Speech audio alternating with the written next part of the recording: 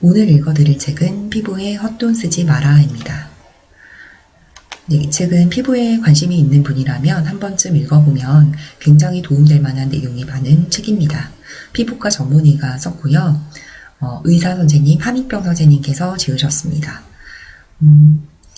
그 피부에 관해서라면 이제 저희가 화장품이나 피부과라든가 굉장히 많은 시술도 있고 그리고 제품들도 있는데 그 중에서 고가도 있고 그리고 저가도 있고 다양하잖아요. 그렇기 때문에 저희가 그러니까 소비자 입장에서는 어떤 거를 선택해야 좋은지 그것이 과연 효과가 있는지 굉장히 궁금한데 제 피부과 전문의 함익병 선생님께서 그거에 대해서 확실하게 대답을 해주셨어요. 그리고 가장 합리적인 비용으로 피부를 잘 가꿀 수 있는 방법에 대해서도 소개를 해주셨습니다.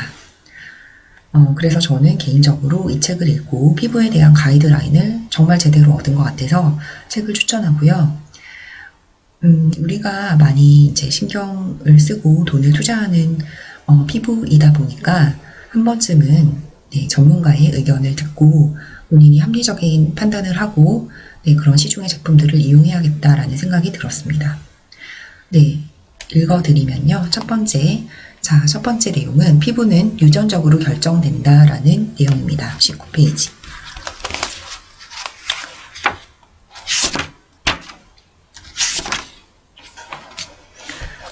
불편한 진실이지만 피부는 타고납니다. 누구나 노력하면 좋아질 거라고 생각하지만 사실 좋은 피부는 타고나는 겁니다. 유전이라는 얘기죠. 그래서 타고나기를 문제가 있는 피부로 태어난 경우라면 이를 완벽하게 좋은 피부로 바꿀 수 있는 방법은 없습니다. 열심히 노력하면 아주 잘 타고난 사람 바로 아래 단계까지는 갈 수 있겠죠. 그러나 절대로 원래 잘 타고난 사람을 따라잡을 수는 없다는 거예요. 라고 말씀을 하셨고요.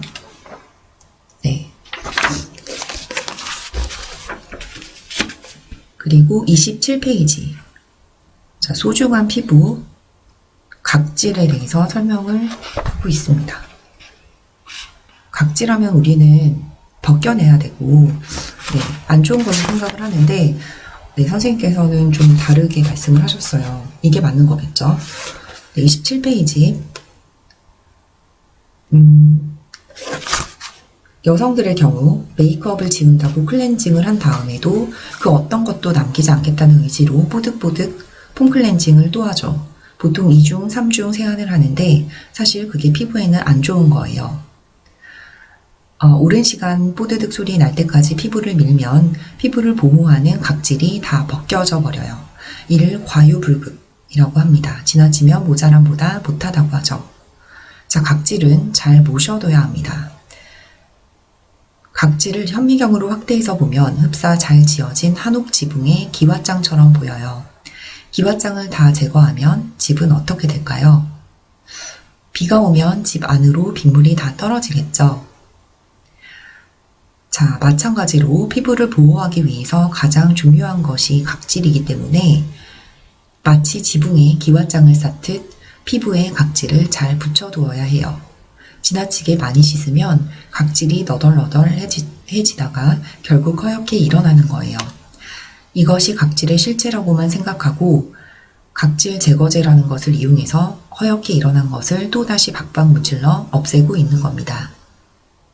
물론 각질을 싹 제거하고 나면 당장은 피부가 반질반질하고 매끄럽게 느껴지죠.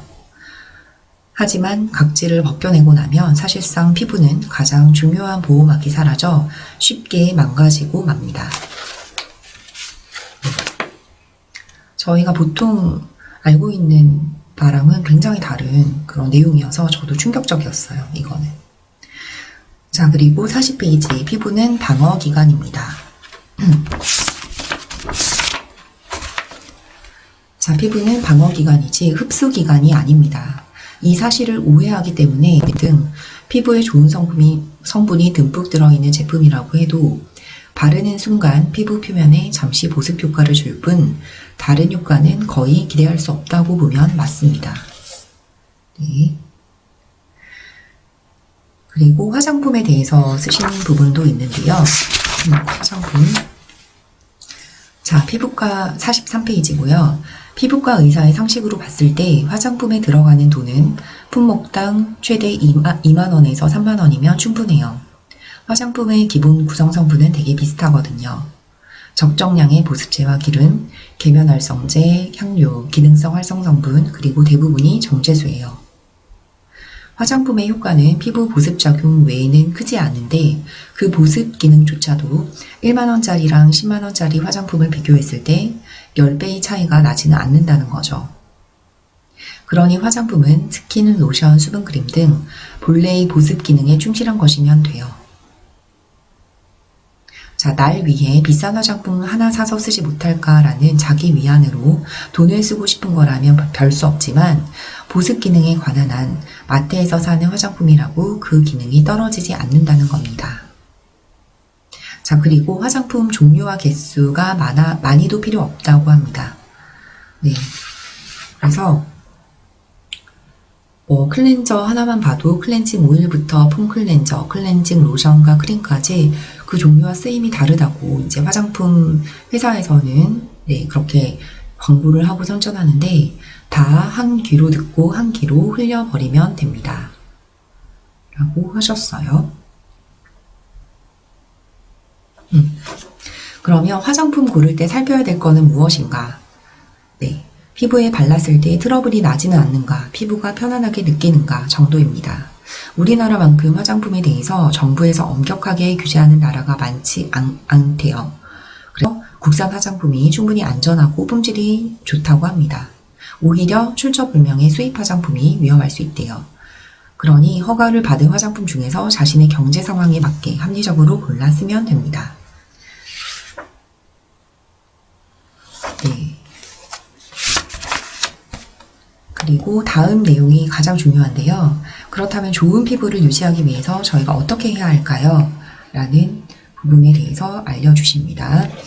네, 수면, 식사, 스트레스 세 가지면 다 설명된다. 51페이지입니다. 자, 돈이 많이 안 들면서 합리적으로 젊어지는 방법을 알려드리겠습니다.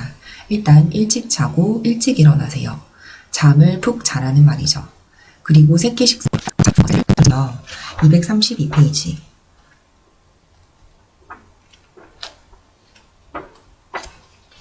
네, 자외선 차단제 가장 현명한 발명품이라고 했습니다. 피부 노화를 예방하기 위한 첫 번째 방법은 자외선 차단제를 사용하는 것입니다. 그리고 피부를 관리하는 가장 좋은 방법은 자외선 차단제를 열심히 바르는 것입니다. 그리고 이제 자외선 차단제를 고르는 기준은 일단 가격입니다. 하루 이틀 쓰는 것도 아니고 눈사람처럼 바르려면 양도 많이 드니까요.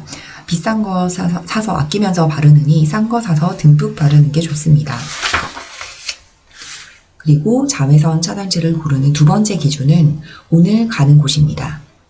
출근하는 길이면 자외선 차단 지수 20 정도면 충분하고요. 등산을 가면 SPF 30에서 40, 백사장 있는 해변이나 골프장, 암벽 등반 하는 곳은 SPF 50 정도가 필요하다고 해요. 네, 그래서 실외 운동을 할 때는 2시간마다, 실외 운동 할 때는 2시간마다, 실내 생활하는 경우에는 하루 2번, 메이크업 했을 때는 자외선 차단 성분이 들어있는 비비크림 등을 추가로 바르면 좋다고 하셨어요. 네, 그 외에도 피부 질환에 대해서도 많이 설명이 되어 있고요. 레이저 시술 같은 것도 어느 정도 효과가 있는 건지에 대해서 좀 나와 있는 것 같습니다. 그래서 책은 관심 있으신 분들은 한 번쯤 읽어보면 좋을 것 같습니다. 오늘은 여기까지 읽어드릴게요. 감사합니다.